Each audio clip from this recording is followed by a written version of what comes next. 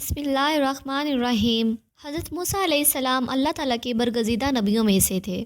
ایک دفعہ حضرت موسیٰ علیہ السلام اللہ تعالیٰ سے ہم کلام ہونے جا رہے تھے کہ رستے میں ایک غریب آدمی نے حضرت موسیٰ علیہ السلام سے دعا کی کہ آپ کلیم اللہ ہیں، اللہ تعالیٰ سے دعا کریں کہ وہ میرا رزق بڑھا دیں، مجھے کئی وقت فاقے ہو جاتے ہیں۔ حضرت موسیٰ علیہ السلام نے بارگاہ خداوندی میں اس کی درخواست پیش کی تو اللہ تعالیٰ نے بتایا کہ اس آدمی کی قسمت میں قلیل روزی ہے، اس لیے ہمارے ہاتھ سے تھوڑا تھوڑا کر کے اسے روز دیا جاتا ہے تاکہ آخر تک ملتا رہے۔ اس شخص کو جب یہ بات معلوم ہوئی تو اس نے حضرت موسیٰ علیہ السلام سے درخواست کی کہ آپ اللہ تعالیٰ سے سفارش کر کے میری قسمت کا سارا رزق مجھے ایک ہی بار دلوا دیں۔ اللہ تعالیٰ نے حضرت موسیٰ علیہ السلام کی دعا قبول کی اور اس غریب شخص کو تمام زندگی کا رزق ایک ہی بار مل گیا۔ اس شخص نے فوراً لنگر خانہ کھول دیا اور اعلان کر دیا کہ جس شخص کے کھانے کا انتظام نہ ہو وہ ہمارے لنگر خانے سے پیٹ بھر کر کھانا کھا سکتا ہے۔ حضرت موسیٰ علیہ السلام کو اس کی اس حرکت پر تعجب ہوا۔ انہوں نے اسے سمجھانے کی کوشش کی لیکن جب وہ نہ مانا تو آپ مایوس ہو کر چلے گئے۔ ایک ہفتے بعد حضرت موسیٰ علیہ السلام کا ادھر سے گزر ہوا تو دیکھا کہ لنگر کھانا ابھی تک جاری ہے۔ دوسری مرتبہ